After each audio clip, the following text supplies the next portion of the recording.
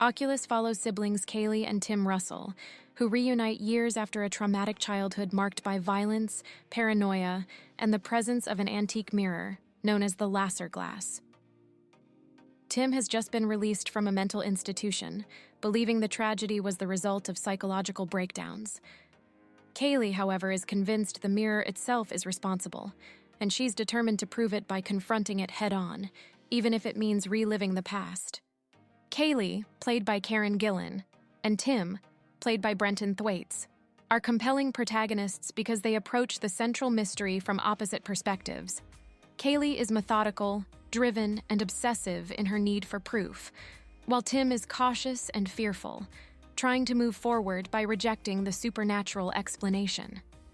Their sibling dynamic feels authentic, grounded in shared trauma rather than forced exposition. The true antagonist is the Lasser glass itself, a silent, unmoving object that manipulates perception, memory, and reality. By giving the evil no physical agency, the film makes it far more unsettling. The mirror doesn't chase or attack. It waits, distorts, and influences, which makes it feel inescapable. The plot unfolds across two timelines, seamlessly intercutting between the siblings as adults and as children. This structure strengthens the story by gradually revealing information, while reinforcing the idea that the past is never truly gone.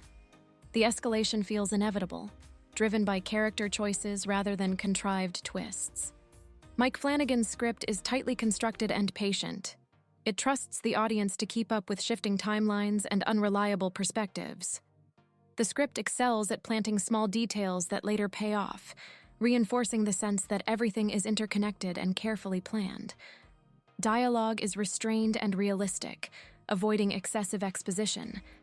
Conversations feel natural, especially between the siblings, and much of the tension comes from what characters don't say. The film relies more on visual storytelling and implication than on verbose explanations. Gillan delivers a standout performance, portraying Kaylee's intelligence and unraveling resolve with conviction. Brenton Thwaites brings emotional vulnerability to Tim, making his fear and doubt believable rather than passive.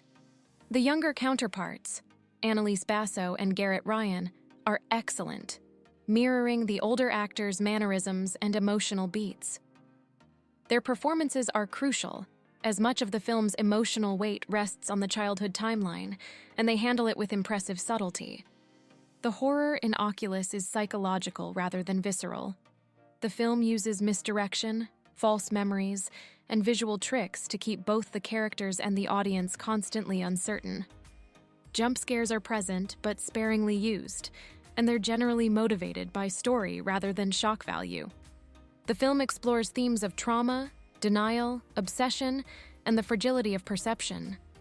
The mirror's ability to blur reality and illusion creates a persistent sense of dread, making viewers question what's real alongside the characters.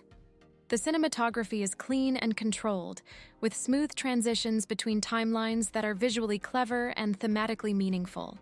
Mike Flanagan's direction is confident and precise, maintaining tension without relying on excess.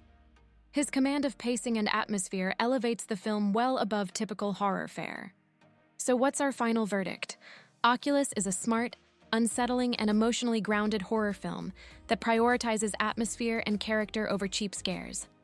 Strong lead performances, an inventive structure, and a genuinely disturbing central concept make it one of the more memorable psychological horror films of the 2010s. It is well worth the watch, especially if you enjoy horror that lingers in your mind, rather than relying solely on shock. If you enjoyed this review, be sure to like, comment, and subscribe to the channel for more movie reviews and horror discussions.